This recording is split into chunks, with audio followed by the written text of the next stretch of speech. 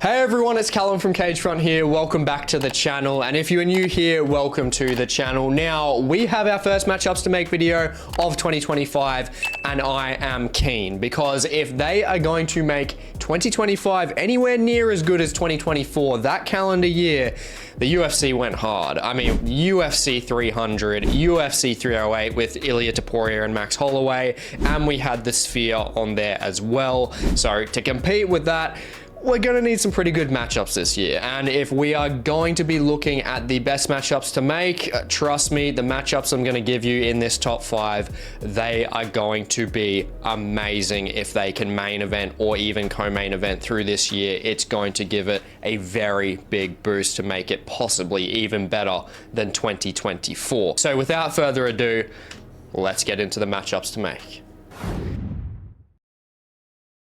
Now, in at number 5, we are starting off strong. Now, we need to see one of the most highly anticipated rematches in UFC history happen. A decade in the making now, from August 2015. We need Charles Oliveira versus Max Holloway up at lightweight. This obviously could be a lose-lose for a lot of fans because these guys are the most loved fighters in MMA, some of the most easily by far. It is tough to see one of them lose if they do fight against each other, but it's stylistically just a matchup that's too good not to have. This could be a co-main event of a pay-per-view. This could easily headline a fight night, and I believe that this could happen as early as April or May because we've got Max Holloway, who is completely done with 145. He has lost to Ilia Topuria and got knocked out, so he has to have time to recover, and he doesn't want to do the weight cut anymore, so he's coming up to 155, and he looked fantastic against Justin Gaethje at UFC 300, so you cannot blame him. And then we had Charles Oliveira obviously go 5 rounds against Michael Chandler at UFC 309 and getting that one done. But looking back at their first fight that they had back in 2015, both of them were pretty young into their careers. Charles Oliveira got an injury pretty much straight off the bat. He got a micro tear in his esophagus, and that rendered him completely out of the fight, and we basically got to see nothing. We didn't get to see anything to do with those guys when it came to that first matchup, but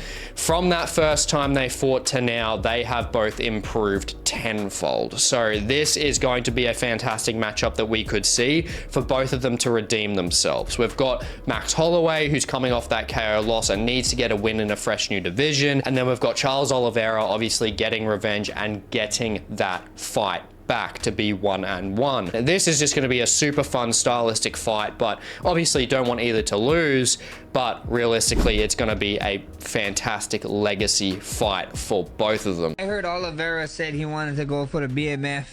That's pretty cool. And Oliveira, I know we have some history, and I know that if that fight was ever offered to me, brother, it'd be an honor to share the octagon with you, bro. You're a beast, you're an animal, and you know, I can't wait.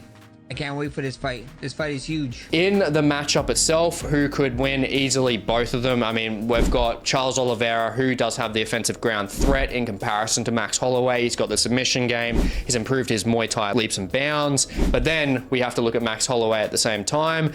The guy has come up and fought Gaethje, who is extremely dangerous, got a lot of power, and he just tore him apart for 4 to 5 rounds in that fight. So Holloway looks like a fresh new fighter coming up to lightweight, and honestly, in that matchup, I wouldn't be surprised if Holloway could snatch a decision in that one, but April, May, around that time, make it happen.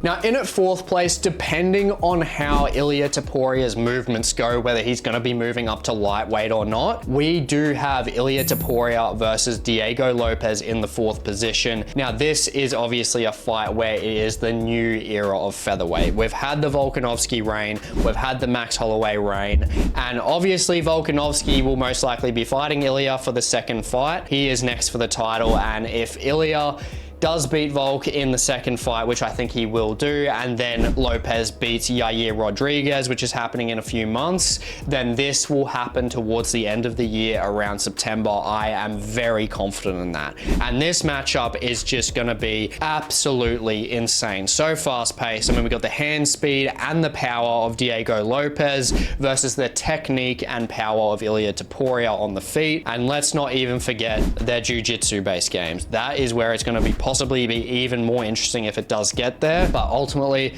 we do need to see that matchup made. And honestly, I do believe that Ilia can win that, but it's just going to be a fan favorite fight without a doubt. The most notable featherweight fight that could be made in 2025.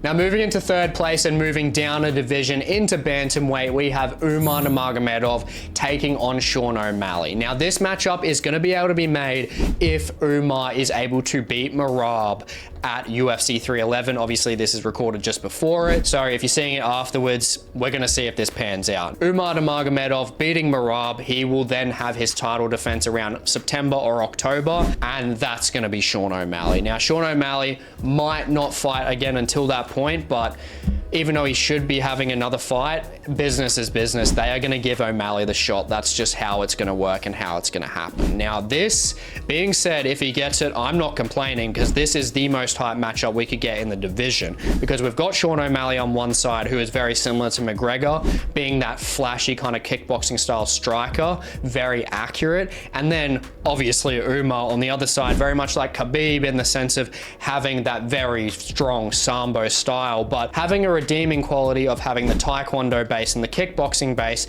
that could definitely balance out and level with Sean O'Malley's striking to a degree.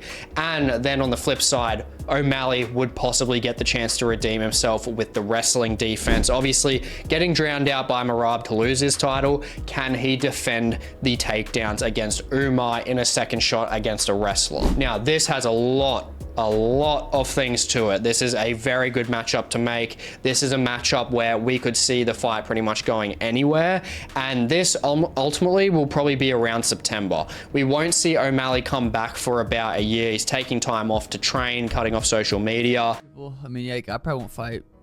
I probably won't fight till for 9 months, 10 months, maybe a year. Like, it's gonna be a while.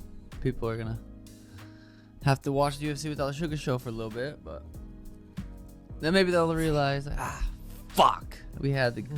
It was fun. It's gonna feel good to take a legit break, to get fully healthy, full on break without something like, oh, this is next. I don't have anything, nothing scheduled. I don't want to even, it's like no one's next. I gotta get healthy, and that's it. Take my time and come back. And Umar, he is going to have to recover from the Merab fight to a degree, and he's going to obviously want a full training camp. He's fighting someone like Sean O'Malley. So September, October, Sean O'Malley versus Umar Nurmagomedov. That is going to be an amazing fight and a matchup to make in 2025. Now moving up to second place and moving up to middleweight, we have none other than Dricus du Plessis taking on Khamzat Chimaev. Without a doubt, the best fight to make at middleweight, plain and simple. Now this being said, Dricus du Plessis going to go through UFC 312. I believe he is going to beat Sean Strickland. Now that is obviously going to leave Khamzat Chimaev. Khamzat, his next fight is for the title without a doubt, because his performances just speak title shot now. I mean, he has absolutely destroyed Robert Whittaker in his last fight, and now he's coming through. He is going to be waiting for DDP. Can he do the same thing to DDP? That's where this matchup to be made is so fascinating. I don't know if he is actually going to be able to ragdoll DDP as well as he could do any other fighter, because we know Dricus, he's strong. He's got a jiu-jitsu game both offensively and defensively. He is very underrated in that department, and that's Khamzat's best way of getting him out of there. Now, Khamzat's cardio compared to Dricus's cardio, not ideal for Khamzat at all. Dricus du Plessis can and clearly has fought 5 rounds without much issue at all. Khamzat, we have not seen that because he hasn't needed it. He has destroyed absolutely everyone. So this is a matchup that has a lot of question marks around it, but when there are matchups with question marks, it makes the matchups fantastic to build up and see. So I'm keen to see this fight. Easily the best middleweight matchup to make by far. I can see this happening around August. You see DDP coming through, resting after February, having a full training camp, starting that around June, July, and then getting through and fighting Khamzat around middle to end of August to defend or possibly lose that belt. We need to see this middleweight matchup as soon as possible. Take my money. And moving on to first place, the best matchup to make in 2025. It is going to be Tom Aspinall versus not John Jones. It's going to be Tom Aspinall versus Alex Pereira. And that is because I strongly believe that John Jones is going to cave. I don't believe that he's going to be fighting Tom Aspinall. I don't see any amount of money being enough to actually just destroy that integrity that he has in terms of wanting to maintain undefeated status and not being turned into an absolute meme. He has got the high ground here. He is able to choose whether he wants to continue fighting or whether he just wants to leave. Because if he does leave, there's not much you can really say about John Jones in that sense. So if Aspinall and Jones are not fighting, the next best thing is going to be Alex Pereira, because Alex Pereira at light heavyweight, he's running out of options. If he goes and fights Ankalaev around March or a little bit later, depending on Ramadan, of course, he's beaten everyone. He's defeated everyone at light heavyweight that's pretty much notable at this point. There's only guys like Blasevich and as a second shot and Olberg. That's really all there is, but they still have to fight anyway. Then we have Aspinall, who's pretty much beaten everyone at heavyweight, absolutely destroyed everyone in the first round. The only one that he can fight realistically is possibly Volkov for a second time or Cyril Gane, and that's ugly as it is because of the result of Cyril Gane and Volkov fighting in their fight. So realistically, if they want to make this year better than 2024, they are gonna need a matchup where Aspinall is in it, and Aspinall versus Pereira is gonna be that matchup to make. And realistically, if Alex Pereira is really putting in that work on the ground, he might be able to stifle Aspinall's ground game. And then between the two of them, a heavyweight Pereira versus a Tom Aspinall, this is probably 99% just ending in the first round, but who's gonna win it? Who knows? Both of them technically very sound, both of them very strong. It is just the matchup of all matchups to make. It's pretty plain and simple there. We need to see this in 2025 as soon as possible. Now, I hope you enjoyed today's matchups to make video, and if you want to see more MMA based content, definitely check out the video on the screen, and please feel free to like, comment, subscribe. It really goes a long way and supports the channel. I really appreciate all the support you guys are giving me, and of course, I will hope to catch you in the next one.